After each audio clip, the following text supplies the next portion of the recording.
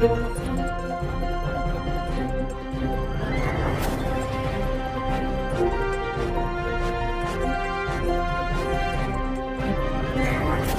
જોઈ રહ્યા છો પ્રજાના પ્રશ્નોને વાચા આપતું મિસ્ટર ગુજરાત ન્યૂઝ। નમસ્કાર। ધોરાજીમાં વન વિભાગે ગેરકાયદેસર વૃક્ષ કાપનારાઓ સામે કડક કાર્યવાહી હાથ ધરી છે। ભાદર કેનાલ વિસ્તારમાં લીલા બાવળના વૃક્ષો કાપી સરકારી સંપત્તિને નુકસાન પહોંચાડનાર 5 શખ્સોને ઝડપી પાડવામાં આવ્યા છે। વન વિભાગે તમામ સામે કાયદેસરની કાર્યવાહી સાથે રૂ.60,000નો દંડ પણ વસૂલ્યો છે। વધુ વિગતો જોઈએ આ અહેવાલમાં। ધોરાજીના ભાદર કેનાલ વિસ્તારમાં થોડા દિવસો અગાઉ 3 જેટલા લીલા બાવળના વૃક્ષો ગેરકાયદેસર રીતે કાપી નાખવાની ઘટના સામે આવી હતી। ઘટનાની જાણ થતાં ધોરાજીના ફોરેસ્ટ ઓફિસર નિહારિકાબેન પંડ્યાના માર્ગદર્શન હેઠળ વન વિભાગની ટીમે સઘન તપાસ શરૂ કરી હતી। તપાસ દરમિયાન ખુલાસો થયો કે કાપવામાં આવેલા બાવળના લાકડાનો જથ્થો જૂનાગઢ જિલ્લાના અલગ અલગ ગામોમાં વેચી દેવામાં આવ્યો હતો। વન વિભાગે ઝડપી કાર્યવાહી કરીને આ સમગ્ર ગુનામાં સંડોવાયેલા 5 આરોપીઓને પકડી પાડ્યા અને તેમની સામે વન સંરક્ષણ અધિનિયમ હેઠળ ગુનો નોંધ્યો। વન વિભાગે ગેરકાયદેસર વૃક્ષ કાપનારાઓ સામે કડક વલણ અપનાવી કુલ રૂ.60,000નો દંડ ફટકારી વસૂલાત કરી છે। હાલ આરોપીઓને કાયદાકીય પ્રક્રિયા મુજબ જામીન પર મુક્ત કરવાની કાર્યવાહી ચાલી રહી છે।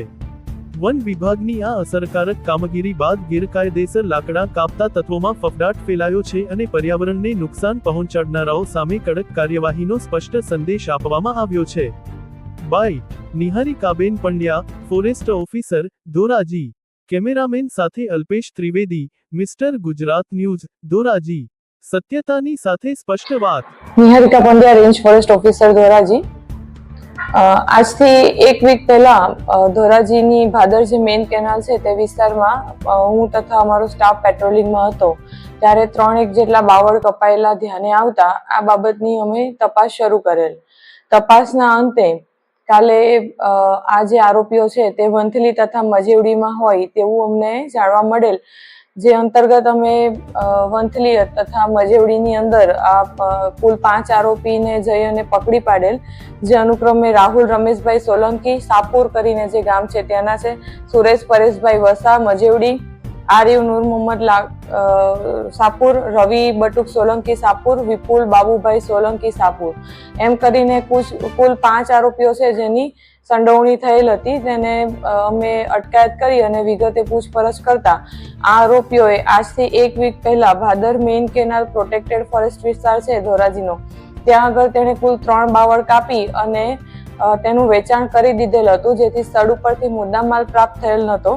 આ જે 3 બાવળ કપાયેલા છે તે બાવળ એ લોકોએ ગેરકાયદેસર રીતે કાપેલ હોય તેને અમે લોકોએ ભારતીય વન અધિનિયમ 1927 હેઠળ ગેરકાયદેસર વૃક્ષ કપાણનો ગુનો નોંધી અને તેની પાસે એડવાન્સ રિકવરી પેટે 60,000 વસૂલ કરેલ છે તથા આરોપીઓને જામીન ઉપર હાલ પૂરતા મુક્ત કરેલ છે। વધુ તપાસ હજી ચાલુ છે। હાલ હવે જે બાવળો કપાતા હોય તેવા તત્વો પર હવે આગળની કાયદેસરની કાર્યવાહી કઈ રીતે કરવામાં આવશે? હાલ તેની પાસે જે એનું નુકસાન વળતર હતું તે પેટે આપણે 60,000 રૂપિયા તો એની પાસે અત્યારે વસૂલ કરેલ છે। આ ઉપરાંત પણ એને વધારે ગુના કોઈ કર્યા છે કે અગાઉ પણ કોઈ ગુનામાં સંડોવાયેલ છે આ બાબતની તપાસ કરવાથી હવે આગળ જો કોઈ બીજી મેટરમાં સંડોવાયેલ મળશે તો તેના ઉપર કડકમાં કડક કાર્યવાહી કરવામાં આવશે।